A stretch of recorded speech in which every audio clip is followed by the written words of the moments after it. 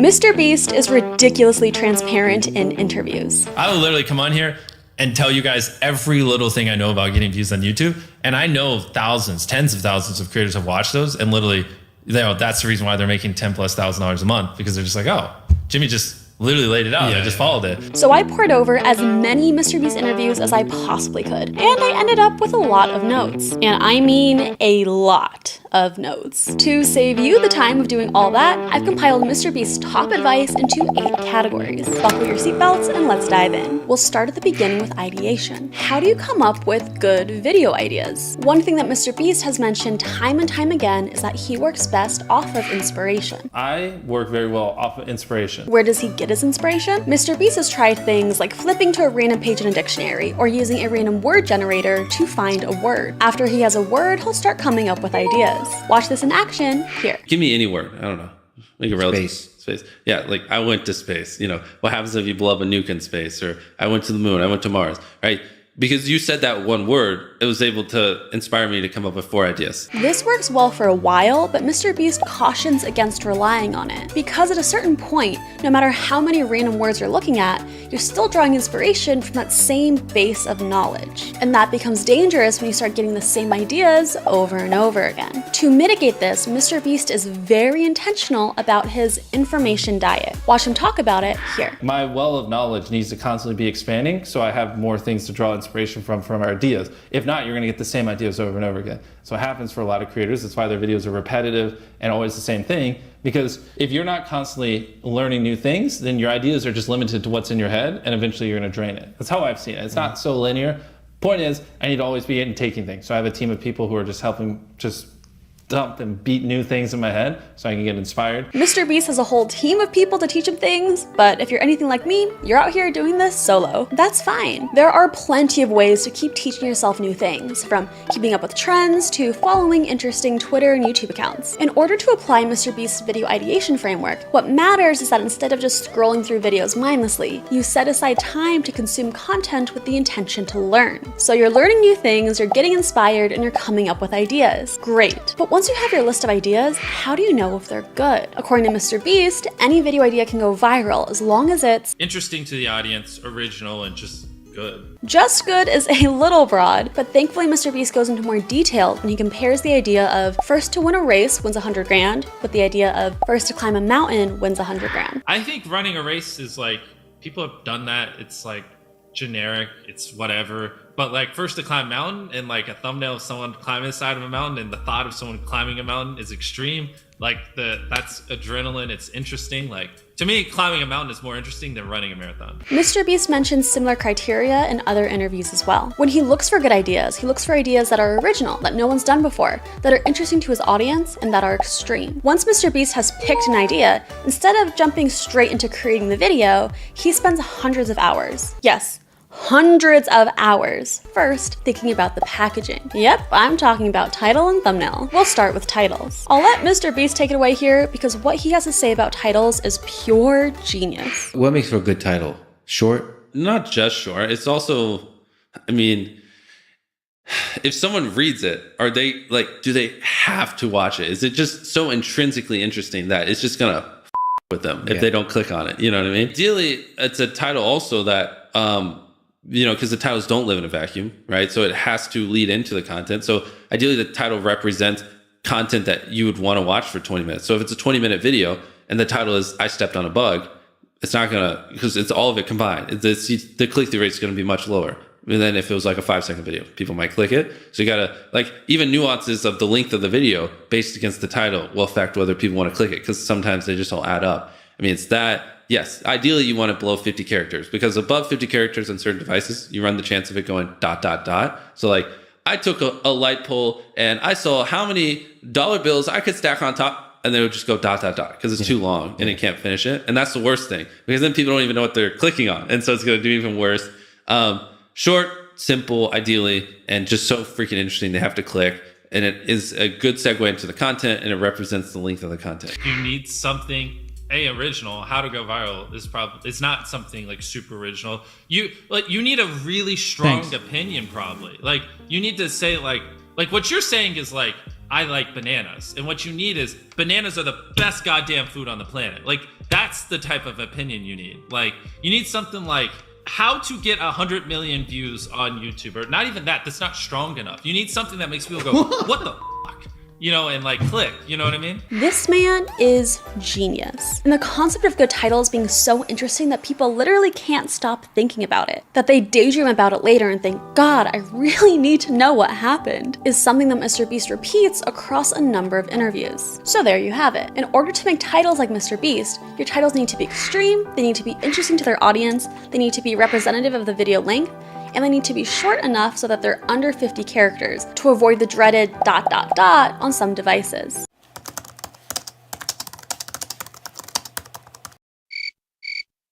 Hey, I'm still working on my titles. Sorry, Jimmy. After MrBeast has his title, he'll turn his attention to thumbnails. And this topic is one that's a lot harder to talk about. MrBeast often says that asking, how do you make a good thumbnail, is similar to asking, how do you cook good food? Because there are a ton of different factors and a lot of it depends on the specific video or thumbnail. So instead of talking generically about thumbnail advice as a whole, MrBeast often asks to roast individual thumbnails instead. Here's an example. One of my friends, he just uploaded a video recently, and I called him. I was like, what is this? Because he's a very, very smart guy.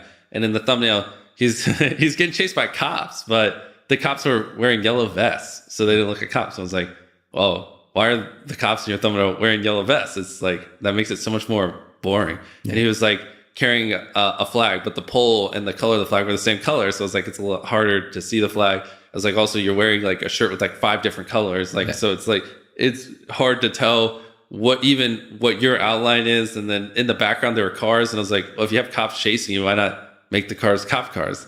And you know, and it's like, because in my head I'm like, dang, if you just did those like 4 or 5 things, the video probably would have got like 7x the views. From that analysis, we can pick up a couple of key thumbnail takeaways. Every element of your thumbnail should be distinct without blurring into each other or getting lost. And every component of your thumbnail should be there for a reason and add to the story that you're trying to convey. And while MrBeast didn't like talking about thumbnail advice more generally, after watching interview after interview after interview, I was able to compile some more general thumbnail related advice he had. According to MrBeast, your thumbnail should work with your title to set expectations for your video, effectively get the viewer to feel some sort of emotion like curiosity, awe, surprise, etc., be clear and simple with not much clutter, be brighter as opposed to darker, and have the ability where if someone is scrolling through their homepage and comes across your video, they're able to instantly understand the concept you're trying to convey. And if you want to make titles and thumbnails like MrBeast, make them before you even film the video. MrBeast explains why here. We usually sketch out the thumbnails. Actually, Chucky's somewhere in here. He does it for me. We sketch out the thumbnails beforehand to kind of see if we like it. Like one of our upcoming videos, we're gonna have people put their hand on a jet, and then last take it off keeps it. And so it's like funny doing the little sketches of it, like, because we're trying to figure out how do you show a jet, but also like show people, because people are small and you got to be able to see them. So we just get it where it's like, okay, this is good, because a lot of people do the inverse. They film the video and then they realize, oh, I don't like the thumbnail, but you're in too deep. You already filmed the video, so you kind of just, you know, have to make do. Or I'd rather have that existential crisis before I film the video. That way I can make changes. But sometimes making changes still isn't good enough. In those cases, well, I'll let him tell you. It seems like you would literally potentially shut down a video just because you can't come up with a good title. Yeah, or a good thumbnail. Or a thumbnail. Yeah, I mean, that's what happened to 70% of those in that pitch session. I was just like, oh, what was one of them? Genius versus 100 people, or... Yeah, like maybe average intelligence versus genius, something like that. Or... Yeah, I was like, what the heck is the thumbnail? Even if the title was good. Yeah. I mean, this so many, but yeah, if people don't click, they don't watch. After MrBeast has his video idea and his title and thumbnail set, that's when he'll start working on the video itself. And when it comes to making videos, those first 30 seconds are make or break. So let's talk about how MrBeast approaches hooks. I know you know that hooks are important, but in a good number of his interviews, MrBeast takes the time to drill in that point even harder. So listen to the man. Everyone knows the basics. You hook people at the beginning, but we really should drill this home, because like, if you look at any of your retention charts in any videos, you're losing like 30% of your viewers in the first 30 seconds. And then hopefully if your videos don't suck, they level off. But like, imagine if you only lost 15% of those viewers, or 10%, you know, like the number one thing is like retaining as many people as possible at the start. Because like envision a chart where you lose 35% of your viewers in the first 30 seconds, and then a vision one where you only lose 20%. That's 15% more people that are watching, throughout the video than not. And it's not like you made the whole video like a bunch better. You just had a more strategic intro that hooked them. I'm struggling to put this into words and like to really impose how important that is, but like that 15% difference in viewership really does make the difference between hypothetically like 2 million views on a video and like 10 in my head. In that interview, MrBeast talked about the importance of hooks as it related to retention. But now, with the adoption of YouTube's autoplay feature, hooks are playing a more crucial role in click-through rate as well. MrBeast explains why here. I heard you guys talking about autoplay on YouTube, yes. and I've never considered it. I've always thought about the thumbnail, but now on YouTube, videos automatically play. Yeah, here, let me show you the autoplay for one of my coming up videos. Okay. This is how seriously we take it. Look at this shot. So I have this fully rendered out. This is just the intro for our next video. You probably saw it, yes. Yeah, we saw this. This is the autoplay. See, oh my God. Yeah. Got it. So, so all you have on your phone is the autoplay. Yeah, because that's what's going to play. It's the first 5 seconds. Exactly. And you make sure the first 5 seconds looks like the thumbnail. Of course. So before you film a video, what is the thumbnail? What is the video? And then what's the first 5 seconds? And then what's the first 30 seconds? By the first 5 seconds is goes with the thumbnail. Because it's possible that people open YouTube and they don't see it. They don't Especially even see the for us, because for so many people I've watched hundreds of our videos, when I upload, I am first on your homepage. So you just literally don't even see the thumbnail because it autoplays so quickly. So the thumbnail is irrelevant. I have to visually convince you to click on the video. Wow, that's so interesting. Yeah, that's why we go so hardcore.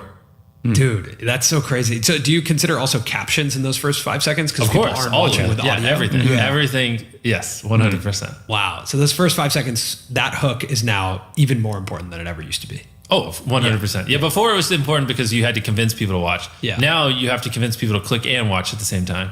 Whoa. With the first 5 seconds. That's driving CTR now too. Yeah, it is 100%. Wow. So hooks are not only meaningful, but they are now more important than ever. No pressure. To help us out, MrBeast was kind enough to lay out his top advice for hooks. Check it out. Essentially, your title and thumbnail set expectations. And at the very beginning of the video, to minimize drop-off, you want to assure them that those expectations are being met. If you click on a video where, of his, where it's like, Tether is a scam, and then at the very beginning he starts talking about literally anything else, then you are like, oh, this is bull.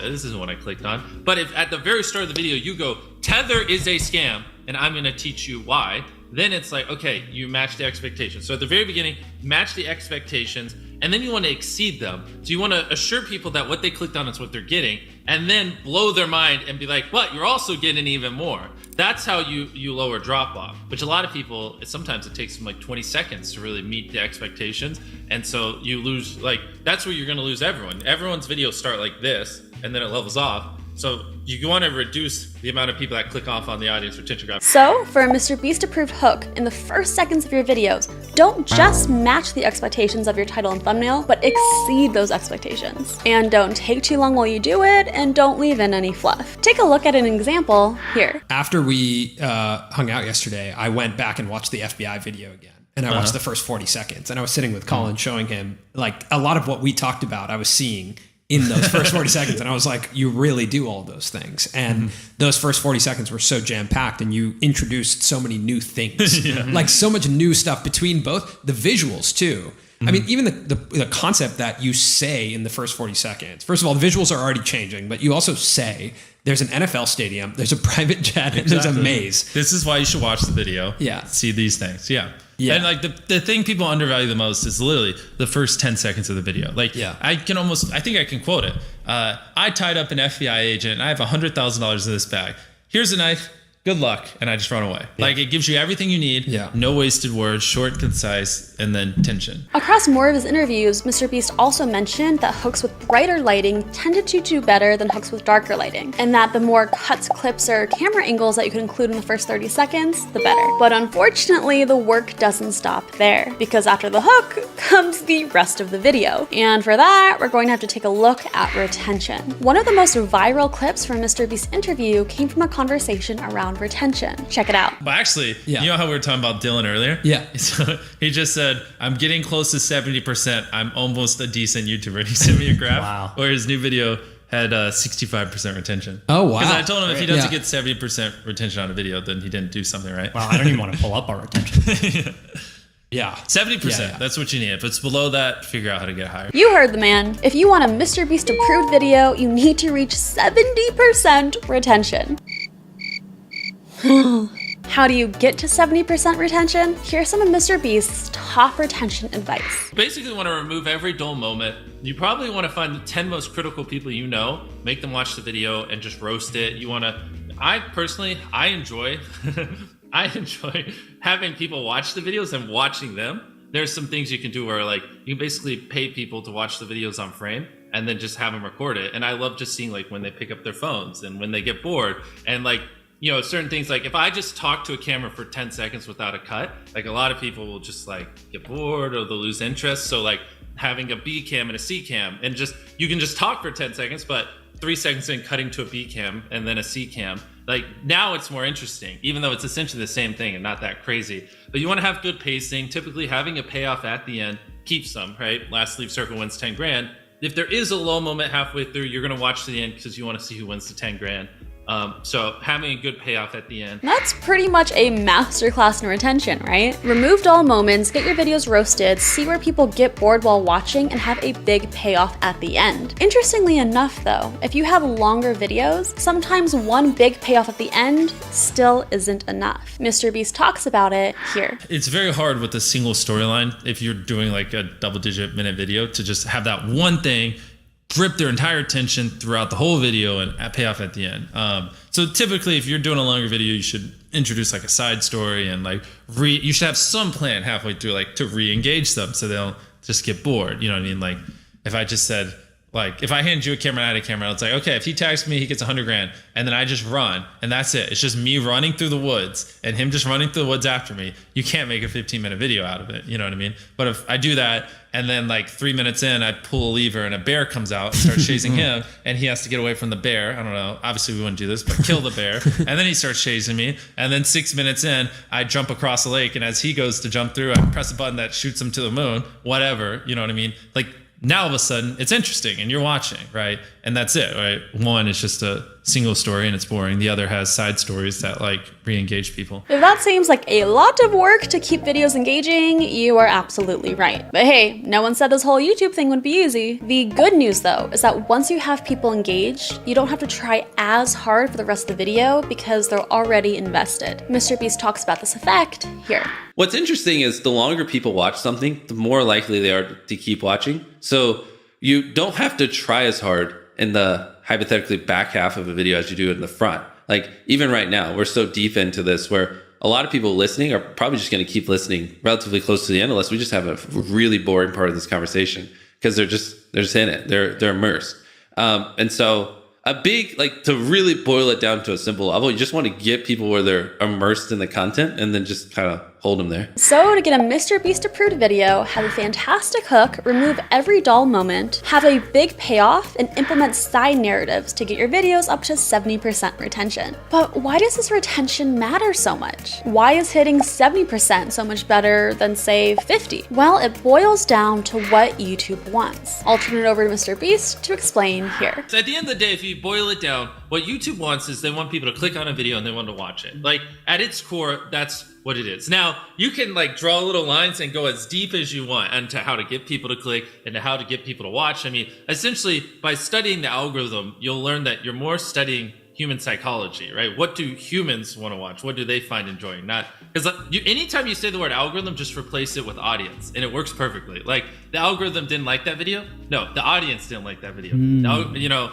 because literally that's it. If people are clicking and watching, then it gets promoted more. And that's literally all the algorithm does is reflect what the people want. So that's why a high retention matters. Because if on average people are watching 70% of your videos, that sends a strong signal that, hey, People really like this video, and this video should get recommended to more and more people because on the balance of probability, they'll probably like it. So that's how MrBeast approaches the YouTube algorithm. He doesn't spend a lot of time diving into each and every teeny tiny little detail. In practically every one of his interviews, he's said that all YouTube wants is for people to click on videos and watch them. And that's truly what he focuses on. So there, definitive proof that you don't have to spend countless hours diving deep into the inner workings of the YouTube algorithm in order to be successful on YouTube. According to MrBeast, the only things you need to worry about are people clicking? Are people watching all the way through? And do people keep watching more? And if you're struggling with any one of these components, that's okay. MrBeast did too. But everything changed when he got himself some creator friends. Take a look. Most of my growth came actually after I graduated high school. Basically what I did was I somehow found these other like 4 lunatics. Three of us were college dropouts, one was a high school dropout, and one, I don't know, he just like quit his job. We were all super small YouTubers, and we basically talked every day for 1,000 days in a row and did nothing but just like hyper study, like what makes a good video, what makes a good thumbnail, what's good pacing, like how to go viral. And we just call it like daily masterminds. We would just get on Skype every morning, and like some days like I'd get on Skype at 7 a.m. and I'd be in the call until like 10 p.m. and then I'd go to bed, I'd wake up and I'd do it again.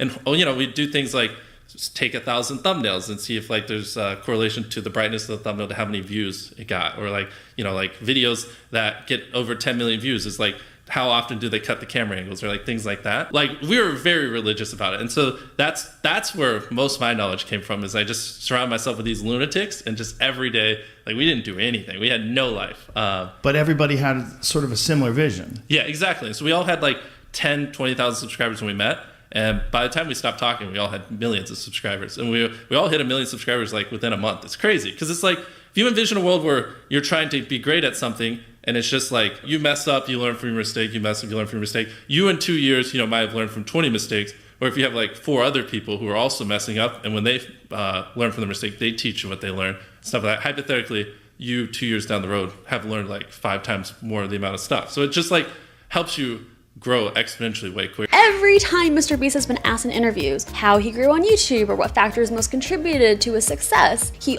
always mentions his creator friend group. And when it comes to the impact that those friends made, well, listen to MrBeast. Just all along the way, the friends that I hung out with had such a dramatic impact on where I am. Like I'd probably have 80 million less subscribers, if I wasn't so strategic about hanging out with people that I add value to and they also add value to me. Even though MrBeast was hyper obsessed with YouTube from the very beginning of his YouTube journey, he still attributes the majority of his success to being surrounded by other smart YouTubers. So there you have it. If you're trying to go at this whole YouTube thing alone, you're putting yourself at a severe disadvantage. So if you don't have friends, make friends. God, I need to make some friends. The last main takeaway I'll share from binge watching countless hours of MrBeast interviews goes out to all my fellow small YouTubers out there, because MrBeast has some advice just for us. And honestly, it really changed the way that I think about YouTube. There's no visual for this one, but take a listen. The best way to get views, in my opinion, I think it's better to really, really focus on quality if you're a very small YouTuber. And you can upload a video a day and like all the videos be average, and like none of those videos will really stand out. None of it's like